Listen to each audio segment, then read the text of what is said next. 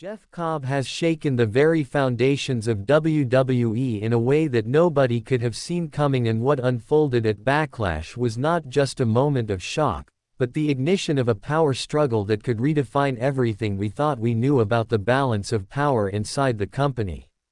For weeks, anticipation had been high, with fans expecting fireworks at the pay-per-view, but the sheer level of chaos, betrayal, and shifting alliances that erupted by the end of the night exceeded every prediction, leaving the WWE Universe reeling.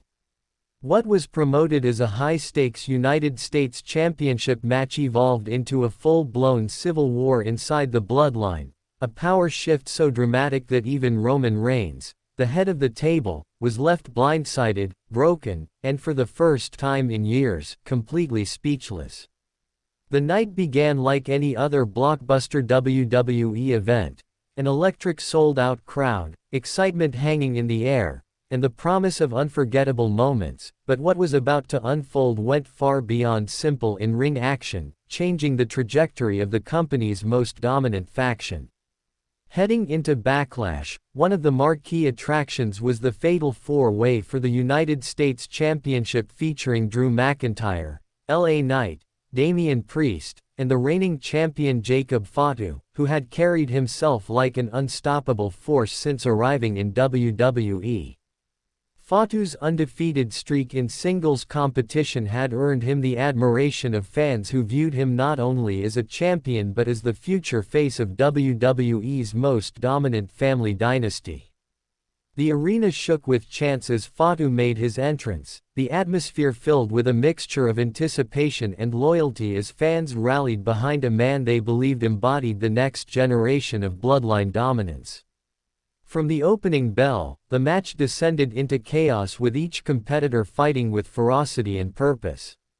McIntyre brought his trademark brutality, landing crushing strikes that rattled the ring, while Damian Priest unleashed his aggression with calculated precision. LA Knight relied on speed and intelligence, weaving between giants and looking for any opening. But it was Jacob Fatu who remained the wild card, his explosive power and unpredictability drawing reactions with every move. A thunderous moment came when McIntyre and Fatu squared off in the middle of the ring, exchanging heavy blows like titans, and the crowd roared at the sight of a future WrestleMania main event caliber clash. Fatu managed to gain the advantage, solidifying his image as WWE's chosen rising star.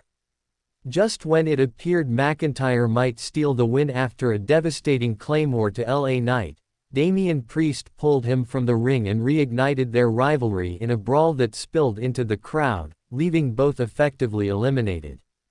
This narrowed the contest to Fatu and Knight, a battle of willpower where Knight, bruised and exhausted, made one desperate final push by setting up his finisher. The crowd believed he might do the impossible, but in a moment that sent the arena into a frenzy, the lights flickered and Solo Sikoa appeared at ringside. The reaction was deafening, but what stunned fans even more was that he wasn't alone. Walking beside him was a towering, unfamiliar figure to many in the WWE audience but instantly recognizable to fans of New Japan and Lucha Underground, Jeff Cobb. His presence was seismic. For those who knew his reputation as a wrecking machine, this was no ordinary debut, it was a declaration that the landscape had shifted. As Knight focused on Solo, Cobb stormed the ring and hit his devastating tour of the islands, flattening Knight. The referee missed it, but the crowd erupted in disbelief. Jacob Fatu seized the opening, pinned Knight, and retained his championship, but the real story was only beginning. Backstage cameras captured Roman Reigns watching from a monitor, his face calm but his eyes betraying unease. For years, Reigns had ruled without challenge, the unquestioned leader of the bloodline, but what he had just witnessed was Solo Sikoa recruiting Jeff Cobb without his approval, undermining his authority, and planting seeds of rebellion. As Reigns stormed down the hallway, looking prepared to confront Solo, disaster struck. Cobb blindsided him in a vicious backstage ambush, tossing Reigns into walls, crushing him with suplexes into crates, and leaving him sprawled in pain. The attack was swift, brutal, and deliberate. Officials rushed in, but it was too late. Cobb had sent his message loud and clear. This was not an introduction. It was a hostile takeover. Questions began swirling immediately. Was Solo Sikoa breaking away from Roman Reigns to form his own bloodline faction with Jeff Cobb as his enforcer? Was Jacob Fatu a willing part of this rebellion, or an unknowing pawn caught in the middle of something far bigger? Or was Cobb himself the mastermind, using Solo as a vehicle to dismantle the old guard and seize power for himself? For the first time in years, Roman Reigns looked vulnerable, not because of a match loss but because his control over his family and his empire had been ripped away in seconds. Social media exploded with theories and speculation while the locker room buzzed with unease. The debut of Jeff Cobb was more than shocking. It was transformative, instantly shifting the hierarchy of WWE and setting the stage for conflicts that could redefine the company's biggest storyline. Fans are already anticipating a colossal showdown between Roman Reigns and Jeff Cobb, a war of legacy versus dominance, the old guard against the new monster.